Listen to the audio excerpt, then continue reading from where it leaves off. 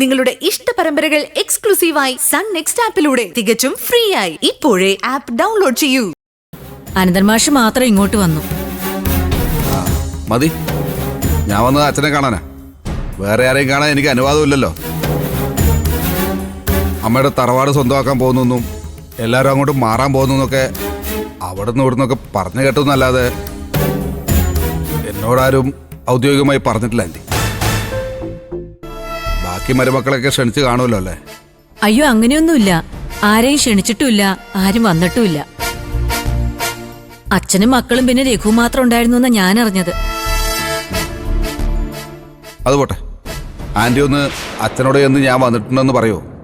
പഴയ പോലെ അധികാരത്തോടെ അകത്ത് ചെന്ന് എനിക്ക് അദ്ദേഹത്തെ കാണാൻ പറ്റില്ലല്ലോ. അതിന് അദ്ദേഹം ഇപ്പൊ ഇവിടെ ഇല്ലല്ലോ വിനയ.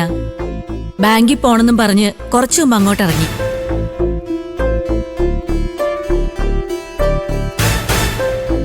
എന്നെ ഒഴിവാക്കാൻ വേണ്ടി പറയാണോ ആൻറ്റി? ഏയ്, ഞാൻ ഒരു കുഴപ്പത്തിന് വന്നതല്ല. അച്ഛനെ കണ്ട് പ്രധാനപ്പെട്ട ഒരു കാര്യം പറയാൻ വേണ്ടി വന്നതാ. ഞാനിപ്പോ പഴയ വിനയനൊന്നും അല്ല ആൻറ്റി. അത് വിനയനെ കണ്ട അറിഞ്ഞൂടെ? വിനയം മാറിയെന്ന് രഘു അമ്പിളിയൊക്കെ പറയുന്നത് ഞാൻ കേട്ടു. മാഷിനും അതറിയാം. അദ്ദേഹം ഇവിടെ ഇല്ലാഞ്ഞിട്ട് തന്നെ വിനയ. അല്ലാതെ ഞാനെന്തിനാ കള്ളം പറയുന്നേ? മാഷ് അതിന് സമ്മതിക്കോ?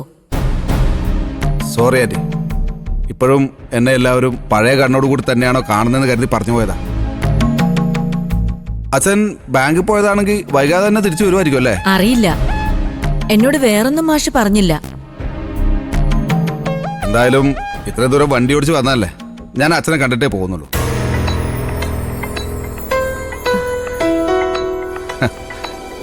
ആൻ്റെ ടെൻഷൻ അടിക്കട്ടാ, ഞാൻ അകത്തോട്ട് കയറുന്നില്ല.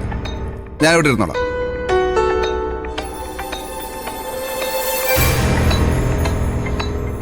എനിക്ക് അടുക്കളയിൽ കുറച്ച് ജോലി ഉണ്ടായിരുന്നു, അതാ.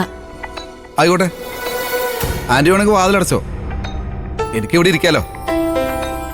പറ്റുമെങ്കിൽ കുടിക്കാൻ കുറച്ച് വെള്ളം തന്ന ഉപകാരം. ചായ എടുക്കട്ടെ? ബുദ്ധിമുട്ടല്ലെങ്കിൽ എടുത്തോ. ഞാൻ പിന്നെ എങ്ങനെയാ ചായക്ക് പറയാന്ന് വെച്ചാ. ശരി, വിനയനിരിക്കെ, ഞാൻ ചായ എടുത്തിട്ട് വരാം. ശരി.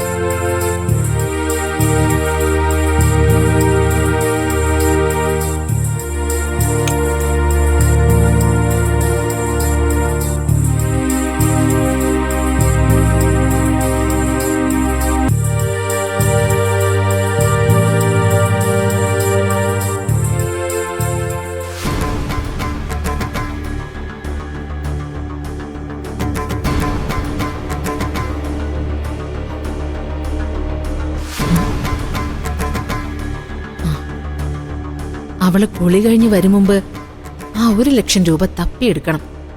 അങ്ങനെ എല്ലാവരെയും പൊട്ടന്മാരാക്കിയിട്ട് അവള് മാത്രം വലിയവളാവണ്ട.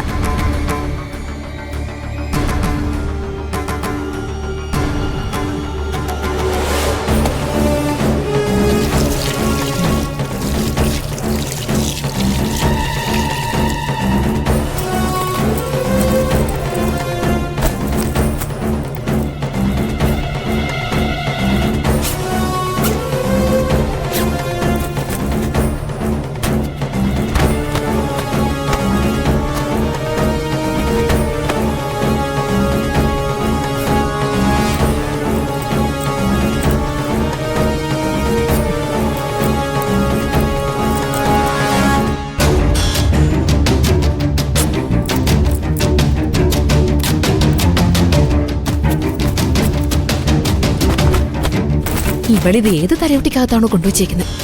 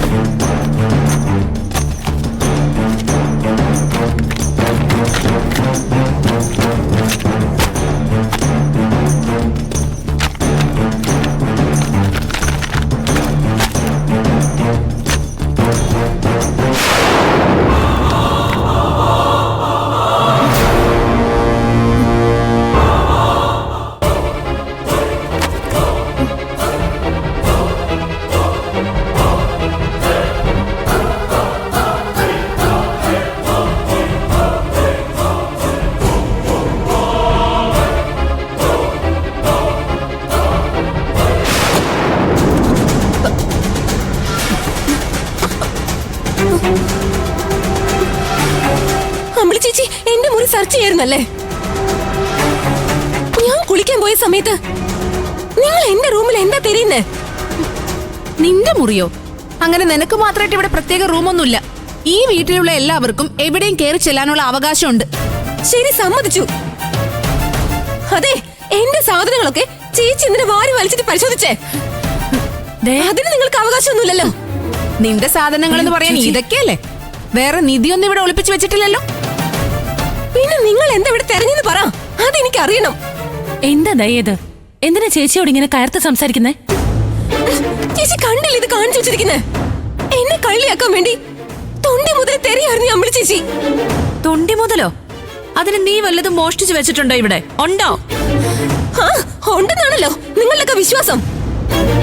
പ്രത്യേകിച്ച് രഘുവേട്ടൻ അമ്പിളി ചേച്ചിയും ഉറച്ചു വിശ്വസിക്കുന്നത് ശബരിയേട്ടന്റെ വീട്ടിൽ നിന്ന് നഷ്ടമായ ആ 1 ലക്ഷം രൂപ ഞാൻ എടുത്തു വെച്ചിട്ടുണ്ടെന്നാ.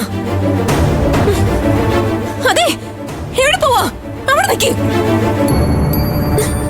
നിക്ക്, അങ്ങനെ അങ്ങ് പോവാതെ. എന്റെ മുറി പരിശോധിച്ചിട്ട് നിങ്ങൾക്ക് വല്ലതും കിട്ടിയോ? അതോ എന്നെ കളിയാക്കാൻ അതിനകത്ത് വല്ല ഒളിപ്പിച്ചു വെച്ചിട്ടുണ്ടോ? എന്താ അമ്പിളി, എന്താ പറയുന്നേ?